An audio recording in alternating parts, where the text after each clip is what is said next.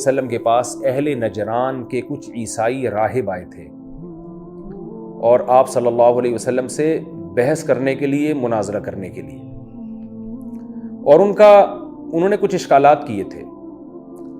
نبی صلی اللہ علیہ وسلم نے ان کو دعوت دی کہ اسلام قبول کرو، توحید کے راستے پر آ جاؤ، حضرت عیسیٰ اللہ کے بیٹے نہیں ہیں، توحید بیان کی ان کے سامنے۔ وہ اشکالات کرتے تھے، یہاں تک کہ پھر مباہلے کا چیلنج دیا گیا ان کو۔ اس مباہلے کا ذکر بھی آل عمران میں، تعالوا ندعو ابناءنا وابناءکم ونساءنا ونساءکم وانفسنا وانفسکم ثم نبتہل فنجعل لعنت اللہ علی الکاذبین، کہ تم بھی اپنے رشتہ داروں کو لے آؤ، میں بھی لے آتا ہوں، ہم دونوں مل کے دعا کرتے ہیں، جو سچا ہوگا وہ بچ جائے گا اور جو جھوٹا ہوگا اس پر اللہ کی لعنت۔ لیکن وہ عیسائی ڈر گئے تھے، پھر وہ فرار ہو گئے، بھاگ گئے، وہ مناظرے میں، وہ مباہلے کے لیے نہیں آئے۔ نبی صلی اللہ علیہ وسلم نے فرمایا اگر یہ آ جاتے تو ان کو آگ کھا جاتی، ان کو ہلاک کر دیتی، او کما قال صلی اللہ علیہ وسلم۔ تو وہ آئے تھے، بحث مباحثہ ہوا ان سے، تو وہ یہ کہتے تھے کہ دیکھیں ہمارے پاس جو اللہ کی کتاب انجیل ہے اس میں تو خود لکھا ہوا ہے کہ حضرت عیسیٰ کلیمت اللہ ہے، اور خود قرآن بھی ان کو کلیمت اللہ کہتا ہے، اور روح اللہ بھی قرآن نے کہا ہے کہ اللہ کی روح ہیں۔ تورات میں بھی لکھا ہے کہ انجیل میں بھی لکھا ہے کہ حضرت عیسیٰ علیہ السلام روح اللہ ہیں، اللہ کی روح ہے، اور قرآن میں بھی لکھا ہے کہ روح اللہ ہیں اور کلیمت اللہ ہیں، اللہ کا کلمہ بھی ہیں، اللہ کی روح بھی ہیں۔ اور بعض حضرات کا یہ بھی دعویٰ تھا، بعض روایتوں میں آتا ہے کہ ابن اللہ کا لفظ بھی وہاں لکھا ہوا ہے انجیل میں، ابن اللہ، ابن کہتے ہیں بیٹے کو، اللہ کے بیٹے۔ تو یہ سب چیزیں تو خود لکھی ہوئی ہیں، تو جو روح ہوتی ہے وہ تو اسی کا باڈی کا حصہ ہوتی ہے، جیسے میری روح تو میرے جسم کا ایک حصہ ہے۔ تو لہذا حضرت عیسیٰ علیہ السلام کو جو ہم نے اللہ کے ساتھ الوہیت میں شریک کیا ہے، تو یہ اللہ سے الگ نہیں ہے، بلکہ اللہ ہی کا ایک معاذ اللہ پارٹ ہے، اللہ کا ایک حصہ ہے اور اللہ کا بیٹا ہے۔ اور کلمت اللہ کا مطلب اللہ نے کلام کیا، تو اللہ کی کلام جو ہے نا یہ مجسم شکل میں ہمارے پاس آیا، اور کسی کا بھی کلام جو ہے نا وہ اس کے علاوہ کوئی دوسری چیز نہیں ہوتی، وہ اسی کی ایک صفت ہوتی ہے۔ تو حضرت عیسیٰ ابن مریم گویا اللہ ہی کی ایک صفت ہے کہ اللہ نے کلام کیا اور وہ کلام جو ہے مجسم ہو کے ہمارے سامنے، یعنی ظاہری شکل میں وہ جسم ہے، حقیقت میں وہ جسم نہیں ہے، حقیقت میں وہ اللہ کا کلام ہے، اور کلام کسی کا بھی غیر نہیں ہوتا۔ تو اس طرح کی باتیں تو قرآن میں بھی ہیں اور تورات میں بھی ہیں۔ تو ان باتوں کا ان آیتوں میں جواب دیا گیا اور توحید بیان کی گئی کہ تم جو حضرت عیسیٰ ابن مریم کو مصیبتوں میں پکارتے ہو، ان کو بھی تعویلات کر کے معبود کہتے ہو، یہ معبود کہنا درست نہیں ہے۔ تو عیسائیوں کا وفد سامنے بیٹھا تھا اور آپ صلی اللہ علیہ وسلم پر یہ آیتیں نازل ہوئیں کہ آپ ان کو یہ اللہ کی طرف سے کلام پڑھ کے سنا دیں۔ الف لام میم، اللہ اعلم بمرادہ، اللہ اس کی مراد جانتا ہے۔ اللہ لا الہ الا ہو، اللہ وہ ذات ہے کہ اس کے سوا کوئی عبادت کے لائق نہیں۔ کیا مطلب؟ عیسیٰ ابن مریم معبود نہیں ہے۔ اب یہاں جب بھی لا الہ کا مطلب ہوگا تو اس کا مطلب لا الہ میں الوہیت کی نفی جو ہو رہی ہے حضرت عیسیٰ ابن مریم سے ہو رہی ہے۔ لا الہ الا ہو، اللہ وہ ذات ہے، لا عیسیٰ ولا موسیٰ، نہ تو عیسیٰ وہ ذات ہے کہ جس کے سوا کوئی معبود نہ ہو، اور نہ موسیٰ، بلکہ صرف اللہ کی ذات ہے جس کے سوا کوئی عبادت کے لائق نہیں۔ الحی، جو زندہ ہے، صرف اللہ کی ذات ہے جو ہمیشہ سے ہے، ہمیشہ رہے گا۔ حضرت عیسیٰ کی ذات ایسی نہیں ہے۔ القیوم، اور ہر چیز کو تھامنے والا ہے۔ عیسیٰ ابن مریم اس نظام کائنات کو چلانے والے نہیں ہیں۔ نزل علیک الکتاب بالحق، اللہ وہ ذات ہے جس نے محمد صلی اللہ علیہ وسلم آپ پر کتاب کو حق کے ساتھ نازل کیا، اس کتاب میں کوئی کجی نہیں ہے۔ مصدقاً، اور یہ کتاب تصدیق کرتی ہے، لما بین یدیہ، ان کتابوں کی بھی جو اس سے پہلے ہیں۔ تو اس میں عیسائیوں کو خطاب کیا جا رہا ہے کہ محمد صلی اللہ علیہ وسلم کوئی نیا دین لے کر نہیں آ رہے، کیونکہ جب کوئی نئی چیز آتی ہے تو اس کا ایکسیپٹ کرنا لوگوں کے لیے بہت مشکل ہوتا ہے۔ اگر آپ صلی اللہ علیہ وسلم آ کے پرانے پیغمبروں کا انکار کر دیتے تو پھر عیسائیوں کے لیے بہت بڑی آزمائش کھڑی ہو جاتی کہ یہ درست ہیں یا وہ درست ہیں۔ جتنے دلائل ان کے برحق ہونے پر ہیں اتنے ہی ان کے برحق ہونے پر بھی ہیں، تو یہ بہت کنفیوژن ہو جاتی۔ اس لیے ہر آنے والے پیغمبر کی اللہ ذمہ داری لگاتے ہیں کہ وہ پچھلے پیغمبروں کا انکار نہ کریں بلکہ ان کی تصدیق کریں۔ تو فرمایا کہ یہ کتاب تصدیق کرتی ہے تورات اور انجیل کی بھی۔ وَأَنزَلَ التَّوْرَاةَ وَالْإِنجِيلَ، اور قرآن کہہ رہا ہے کہ انجیل اور تورات کو بھی اسی خدا نے نازل کیا ہے، جس خدا نے اس کتاب کو نازل کیا ہے، من قبل، اس سے پہلے۔ اور یہ تینوں کتابیں قرآن، تورات اور انجیل ہدی للناس، یہ لوگوں کی ہدایت کے لیے، گائیڈنس کے لیے، لوگوں کی رہنمائی کے لیے کہ غلط اور صحیح میں فرق کر سکیں۔ وَأَنزَلَ الْفُرْقَانَ، اور اسی اللہ نے الفرقان کو بھی نازل کیا۔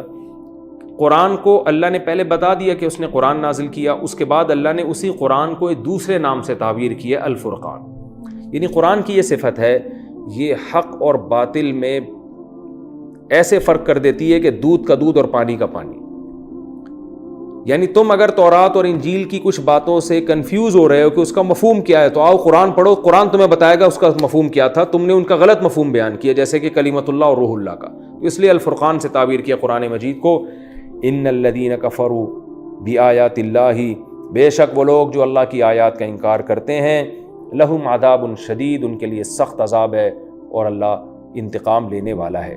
اس میں بتا دیا اللہ تعالیٰ نے کہ اللہ نے تورات بھی نازل کی، انجیل بھی نازل کی، قرآن بھی نازل کیا۔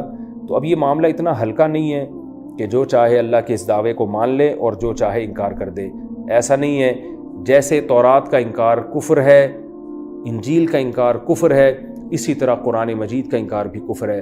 تو اس میں جو لبرل لوگ ہیں، جو مذہب کو نہیں مانتے، نام نہاد لبرل لوگ جو کہتے ہیں کہ مذہب کوئی ضروری نہیں ہے، ان لوگوں پر بھی رد ہے کہ اللہ جب پیغمبروں کو بھیجتا ہے اور کتابوں کو بھیجتا ہے، اس لیے نہیں کہ جو چاہے ایمان لائے جو چاہے انکار کرے، بلکہ اس میں اللہ کا بڑا سخت معیار ہے۔ جو بھی ان آیتوں کا انکار کرے گا ان کے لیے سخت عذاب ہوگا، اور اللہ انتقام لینے والا ہے۔ اللہ کی ایک صفت ذو انتقام بھی ہے کہ جہاں معاف کرنے والا ہے وہاں انتقام لینے والا بھی ہے۔ ان اللہ لا یخفی علیہ شیء فی الارض ولا فی السماء، بے شک اللہ وہ ذات ہے کہ اس پر آسمانوں اور زمین کی کوئی چیز مخفی نہیں ہے۔ یہ اصل میں بزبان حال عیسائیوں کو سمجھایا جا رہا ہے کہ یہ صفات عیسیٰ ابن مریم کی نہیں ہیں۔ تم جو حضرت عیسیٰ کو دعاؤں میں پکارتے ہو اور ان سے مرادیں مانگتے ہو اور ان کو مشکل کشا حاجت روا سمجھتے ہو، تو معبود ہونے کے لیے ضروری ہے کہ اس کا علم کامل ہو۔ تو یہ علم عیسیٰ ابن مریم کا کامل نہیں تھا، ورنہ وہ اپنے آپ کو یہودیوں سے بچا لیتے۔ ان کو پتا ہوتا کہ فلاں موقع پر مجھے سولی پہ لٹکانے کی کوشش کی جائے گی، ان کو تو اللہ نے بچایا ہے، ان کا علم کامل نہیں تھا۔ ان اللہ لا یخفی علیہ شیء، صرف اللہ وہ ذات ہے کہ جس پر نہ کوئی زمین کی چیز مخفی اور نہ آسمانوں کی۔ هو الذی یصورکم فی الارحام، اللہ وہ ذات ہے جو تمہیں ماؤں کی رحموں میں تمہاری صورت بناتا ہے۔ عیسیٰ وہ ذات نہیں ہے۔ حضرت عیسیٰ علیہ السلام میں یہ طاقت نہیں تھی کہ وہ ماں کے پیٹ میں تمہیں بناتے ہیں۔ یعنی یہ تو بالکل بدیہی چیزیں ہیں جو عیسائیوں کو سمجھایا جا رہا ہے کہ اتنا کچھ ماننے اور اپنی زبان سے اقرار کے بعد تم کیسے عیسیٰ کو مشکل کشا اور معبود سمجھتے ہو۔ تو اللہ وہ ذات ہے جو تمہیں تمہاری ماں کے پیٹ میں جو صورت چاہتا ہے، کیف یشاء، جیسی صورت چاہتا ہے عطا کرتا ہے۔ لا الہ الا ہو، کوئی عبادت کے لائق نہیں ہے مگر وہی ذات۔ یعنی اتنی صفات کر کے پھر اللہ نے دوبارہ اس کلمے کو ریپیٹ کیا، کوئی عبادت کے لائق نہیں ہے مگر وہ العزیز، ہر چیز پر غالب ہے، چاہے تو سزا دے دے تمہیں، الحکیم، لیکن حکمت والا ہے، سزا نہ دینے میں کوئی حکمت ہے۔ رہا یہ اس کال جو وہ اعتراض کیا کرتے تھے کہ پھر قرآن میں اور تورات اور انجیل میں حضرت عیسیٰ کو کلمت اللہ کیوں کہا گیا، روح اللہ کیوں کہا گیا، اور اس طرح کی اور آیتیں کیوں ہیں، تو اللہ نے اس کا جواب دیا، هو الذی انزل علیک الکتاب، اللہ وہ ذات ہے جس نے آپ پر کتاب کو نازل کیا، منہ آیات محکمات، اس میں کچھ آیتیں محکم ہیں، مضبوط کا معنی ان کی مراد بالکل واضح ہے، اس میں کوئی ابہام نہیں ہے، نہ لغوی معنی کے اعتبار سے ابہام ہے، نہ اس لحاظ سے ابہام ہے کہ اس میں اللہ کی مراد کیا ہے۔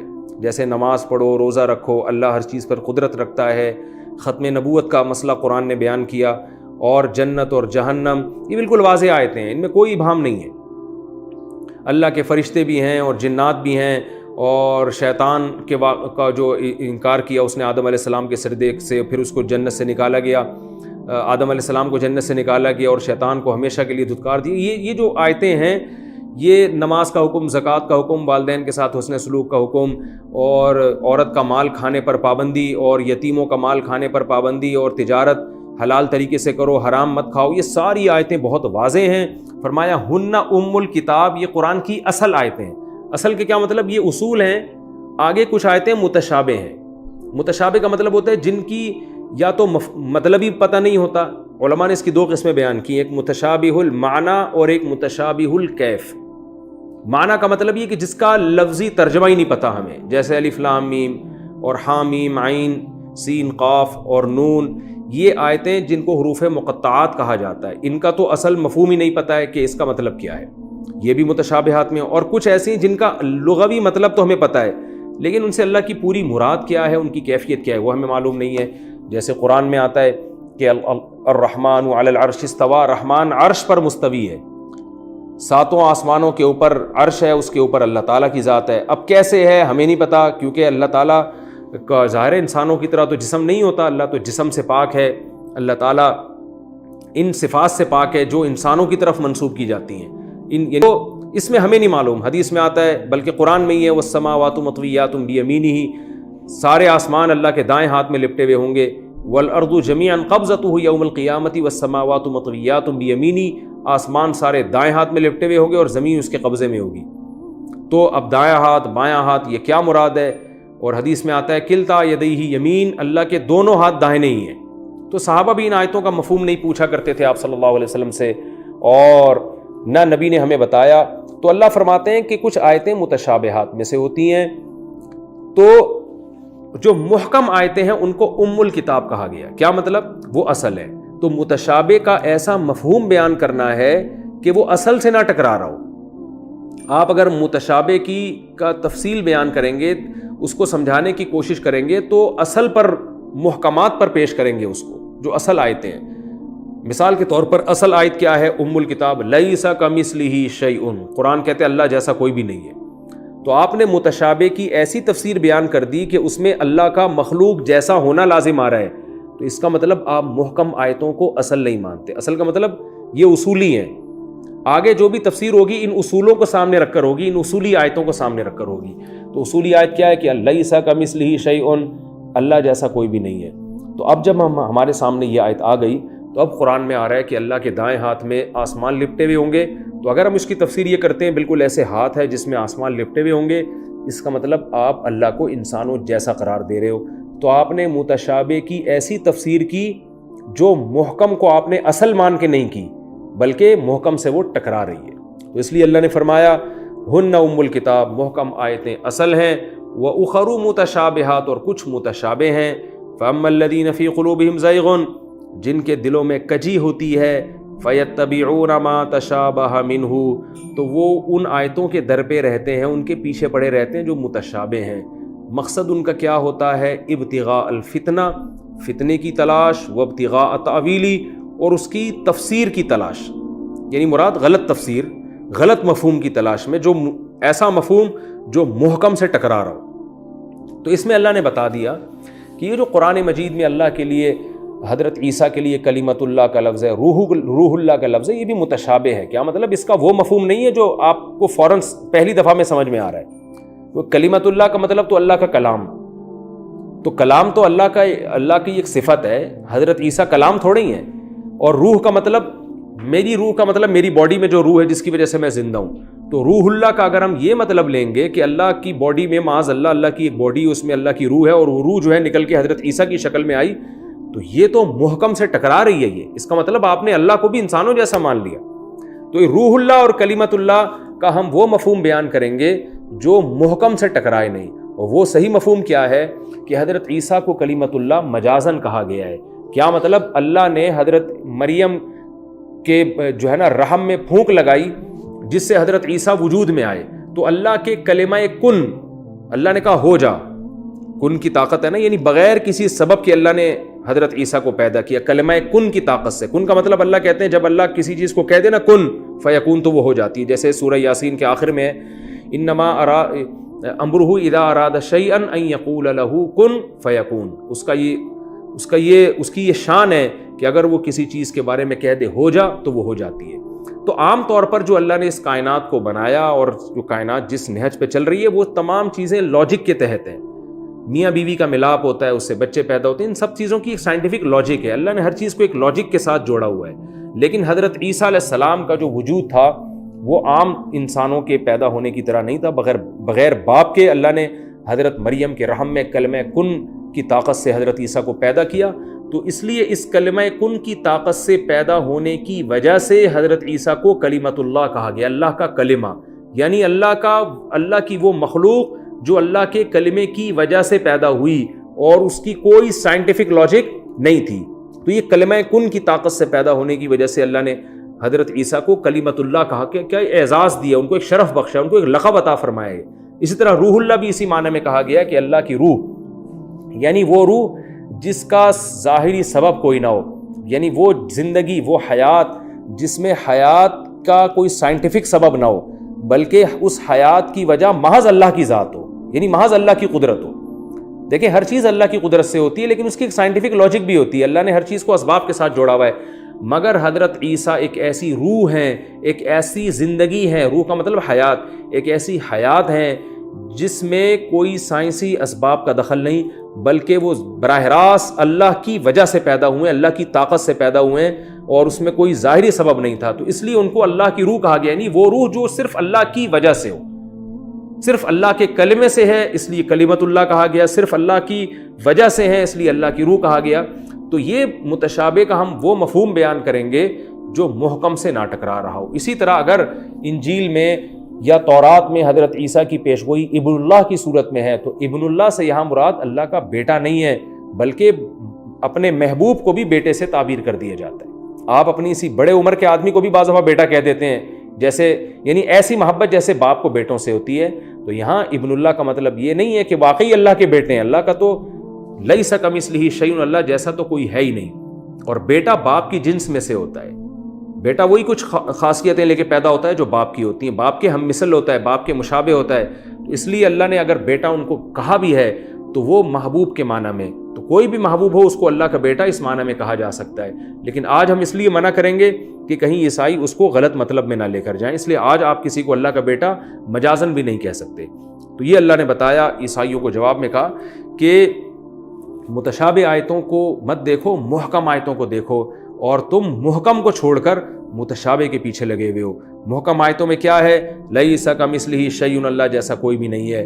لم یلد, نہ اس نے کسی کو جنا, ولم یولد, نہ اس سے کوئی جنا گیا, ولم یکن لہ کفوا احد, کوئی اس کا ہم پلہ نہیں ہے. اور محکم آیتیں کیا کہہ رہی؟ یصورکم فی الارحام, اللہ ماں کے رحم میں تمہاری تصویریں بناتا ہے, عیسیٰ نہیں بناتے.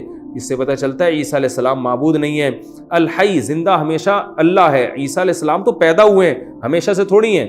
القیوم, اللہ وہ ذات ہے جو آسمانوں کو تھامنے والی ہے, عیسیٰ ابن مریم نہیں تھامتے. اللہ ہے جس نے تورات اور انجیل اور قرآن کو نازل کیا, عیسیٰ ابن مریم نے نازل نہیں کیا. اور یہ تمام اللہ وہ ہے جس پر جو آسمانوں اور زمین کی کوئی چیز اس سے مخفی نہیں ہے, عیسیٰ وہ ذات نہیں ہے. تو یہ ساری محکم آیتیں ہیں جو تورات میں بھی ہیں, انجیل میں بھی اس طرح کی آیتیں ہیں, ان کو دیکھ کے چلو. ان کو اتنی ساری آیتوں کو چھوڑ دیتے ہو, اور وہ آیتیں جن کے ذو معنی آیتیں ان کے پیچھے پڑھ کر فتنہ پھیلاتے ہو, یہ غلط کام ہے. اس لیے آگے اللہ نے فرمایا فَأَمَّا الَّذِينَ فِي قُلُوبِهِمْ زَيْغٌ, جن کے دلوں میں کجی ہے نا, ٹیڑھا پن ہے, جو حق کے متلاشی نہیں ہوتے, فَيَتَّبِعُونَ مَا تَشَابَهَ مِنْهُ, وہ ہمیشہ متشابہ آیتوں کے پیچھے لگے رہتے ہیں. ابتغاء الفتنة وابتغاء تأویلہ, ان کا مقصد ہی معاشرے میں فتنہ پھیلانا اور ان آیتوں کی غلط تفسیر کو تلاش کرنا. وما يعلم تأویلہ الا اللہ, حالانکہ ان آیتوں کی حقیقی تفسیر صرف اللہ جانتا ہے. اس سے پتہ چلا کہ متشابہ آیتوں کا امکانی درجے میں, ہم ظنی درجے میں تو ہم مفہوم بیان کر سکتے ہیں, حقیقی مفہوم اللہ کے سوا کوئی بھی نہیں جانتا. والراسخون فی العلم یقولون آمنا بہ, فرمایا جو راسخ فی العلم لوگ ہیں نا, وہ کیا کہتے ہیں؟ ہم ایمان لے آئے. یعنی ہم متشابہ آیتوں کا جو مفہوم ہے بس اللہ ہی بہتر جانتا ہے, ہم زیادہ اس کی گہرائی میں نہیں جانتے. عجیب بات ہے, حالانکہ دیکھیں جن کا علم کم ہے وہ ان آیتوں کے پیچھے لگتے ہیں, حالانکہ ان کے پاس نالج کم ہے. لیکن جن کے پاس نالج زیادہ ہے ان کو تو اور لگنا چاہیے, لیکن اللہ کیا فرماتے ہیں؟ وہ نہیں لگتے. وہ کیا کہتے ہیں؟ یقولون آمنا بہ, ہم سب پر ایمان لاتے ہیں, یعنی اجمالی ایمان, بھائی سب کل من عند ربنا, سب ہمارے رب کی طرف سے ہے. یعنی کسی ایک آیت کی وجہ سے ایسا نہیں ہوتا دوسری آیتوں کا انکار کرنا شروع کر دیں, یا قرآن ہی کا انکار کر دیں کہ یہ اللہ کیسی باتیں کر رہا ہے. جیسے کل ایک صاحب نے مجھ سے پوچھا کہ قرآن میں آتا ہے سنفرغ لکم ایھا الثقلان کل یوم ھو فی شأن, سورہ رحمان میں, کہ اللہ ہر دن ایک حالت میں ہے, کسی نہ کسی کام میں اللہ لگا ہوا ہے, اور اے جنات اور انسانوں ہم عنقریب تمہارے لیے فارغ ہونے والے ہیں, یعنی تمام کاموں سے ہم فراغت حاصل کر کے تمہارا حساب لینے والے ہیں. تو وہ صاحب مجھ سے پوچھنے تھے کہ بھائی یہ اللہ کو ہمارا حساب لینے کے لیے فارغ ہونے کی کیا ضرورت ہے, اللہ تو ایٹ اے ٹائم سارے کام کر سکتے ہیں. تو میں نے ان سے کہا بھائی اللہ ہم سے ہماری زبان میں بات کرتے ہیں. جب آپ بہت بڑے ہوتے ہیں تو سامنے والے کے لیول پہ آ کے آپ کو بات کرنی ہوتی ہے جس سے بات آپ کی سمجھ میں آئے گی. تو اللہ نے ہم سے ہمارے حساب سے سمجھایا ہے, کیونکہ اللہ بہت سارے کاموں میں لگے ہوئے ہیں. کسی کی شان بڑھا رہے ہیں, کسی کی شان گھٹا رہے ہیں, کسی کا رزق تنگ کر رہے ہیں, کسی کا رزق بڑھا رہے ہیں. تو اس سے ایک انسان کو وہم ہو سکتا تھا پتہ نہیں حساب و کتاب ہمارا صحیح طرح سے ہوگا بھی کہ نہیں ہوگا. تو اللہ نے ہمیں تسلی دے دی, فکر نہ کرو, جب تمہارا حساب و کتاب ہوگا یہ ساری فائلیں لپیٹ چکا ہوں گا, بالکل فارغ بیٹھا ہوں گا تمہارے لیے. حالانکہ اللہ کو ضرورت نہیں ہے. تو یہ بھی متشابہ آیتیں ہیں کہ اللہ ہم سے ہماری زبان میں بات کر رہے ہیں. اب اس متشابہ کو بھی ہم محکم کی روشنی میں حل کریں گے. وہ یہی ہے کہ بھئی اللہ ہم سے ہماری زبان میں بات کرتے ہیں, ہم سے ہمارے لب و لہجے میں بات کرتے ہیں, یعنی جو ہمارے محاورے ہیں ان میں بات کرتے ہیں. اگر اللہ بالکل اس طرح سے بات کرنا شروع کر دے تو ہماری مینٹل اپروچ سے اوپر ہو جائے گا, جو اللہ کی شان ہے. اگر اس طرح سے بات کریں ہم سے تو, لیکن اس آیت کا اگر آپ یہ مفہوم بیان کرتے ہیں کہ نہیں بھائی اللہ کو تو واقعی ضرورت ہے, وہ ایک وقت میں بہت سارے کام نہیں کر سکتا, اس کو تو فارغ ہونا پڑے گا, تو آپ کیا مطلب ہوا؟ اللہ کو انسانوں پر قیاس کر رہے ہیں. اور جو محکم آیت ہے نا, لیس کمثلہ شیء, کہ اللہ جیسا کوئی بھی نہیں ہے, آپ اس محکم آیت کی روشنی میں متشابہ کو حل نہیں کر رہے بلکہ اس محکم کے اگینسٹ چل رہے ہیں آپ. تو اس لیے قرآن میں جہاں بھی اس طرح کی آیتیں آئیں گی ان کو محکمات کو سامنے رکھ کر ان کا مفہوم بیان کیا جائے گا, اور ان آیتوں کو ایک اجمالی طور پر ان کی تفسیر بیان کی جائے گی, بہت زیادہ گہرائی میں نہیں جایا جائے گا. جو متشابہ آیتیں بہت زیادہ ان آیتوں کی گہرائی میں جو لوگ گھستے ہیں, اللہ نے ان کے بارے میں بتا دیا کہ یہ معاشرے میں اصلاح نہیں چاہتے بلکہ یہ فتنہ پرست لوگ ہیں. اس لیے اللہ نے فرمایا جو علم میں پختہ لوگ ہیں وہ کہتے ہیں آمنا بہ کل من عند ربنا, سب ہمارے رب کی طرف سے, وما یذکر الا اولو الالباب. اللہ فرماتے ہیں لیکن نصیحت صرف عقل مندوں کو حاصل ہوتی ہے, بے وقوف لوگ پھر بھی تفتیش میں گھسے رہیں گے اور اللہ کی آیتوں پر عمل نہیں کریں گے. اللہ نے فرمایا کہ جو راسخین فی العلم ہیں وہ یہ بھی دعا کرتے ہیں کہ اللہ اس قسم کے جو معاشرے میں فتنہ پرست لوگ ہیں نا, جو مذہب میں اس طرح کجی تلاش کرتے ہیں اور گہرائی میں گھس گھس کے عیب تلاش کرتے ہیں, ایسا نہ ہو کہ ہم ان سے متاثر ہو جائیں اور ہمارا ایمان بھی خطرے میں پڑ جائے. لہذا وہ دعا مانگتے ہیں, ربنا, اے ہمارے رب, لا تزغ قلوبنا, ہمارے دلوں میں کو ٹیڑھا مت کیجیے گا, بعد اذ ہدیتنا, بعد اس کے کہ آپ نے ہمیں ہدایت دے دی. یعنی ایک دفعہ ہمیں ایمان کی توفیق مل گئی ہے تو یہ جو پروپیگنڈے والے لوگ ہیں وسوسے ڈالتے ہیں قرآن و سنت کے بارے میں, ایسا نہ ہو کہ ان کے وسوسوں سے متاثر ہو کر ہم ایمان سے ہاتھ دھو بیٹھیں, نہ ادھر کے رہیں نہ ادھر کے رہیں. تو اے اللہ ہمارے دلوں کو تو مضبوطی سے تھام لے, وہب لنا من لدنک رحمہ, اور صرف یہ نہیں کہ ہدایت پر قائم رکھ بلکہ ہمیں اپنی طرف سے اضافی رحمت بھی دے, یعنی اور مضبوطی سے ہدایت پر اور ایمان میں ترقی عطا فرما. انک انت الوہاب, بے شک تو بہت زیادہ عطا کرنے والا ہے. ان ربنا انک جامع الناس لیوم لا ریب فیہ, اے اللہ ہمارا آخرت پر ایمان ہے. آج اگر ہم ان کی باتوں میں وسوسوں میں آ کے قرآن کا انکار کر دیں یا عیسائیوں کی باتیں میں آ کے ہم عیسیٰ کو اللہ کا بیٹا کہنا شروع کر دیں ان کے پروپیگنڈے سے متاثر ہو کر, تو ہمیں پتہ ہے ایک دن قیامت آئے گی تو ہم سے حساب لے گا. تو ہم اپنی زبان سے اس حساب کا اقرار کر رہے ہیں اور تجھ سے دعا کر رہے ہیں کہ ہمیں تو سیدھے راستے پر رکھ, کیونکہ اگر سیدھا راستہ نہیں ملا تو آخرت میں ہمارا ٹھکانہ اچھا نہیں ہوگا. ربنا, اے ہمارے رب, انک جامع الناس, بے شک تو لوگوں کو جمع کرنے والا ہے, لیوم, ایک ایسے دن, لا ریب فیہ, جس کے واقع ہونے میں کوئی شبہ نہیں ہے. ان اللہ لا یخلف المیعاد, اللہ فرماتے ہیں واقعی اللہ اپنے وعدے کی خلاف ورزی نہیں کرتا, اللہ انسانوں کو ایک دن جمع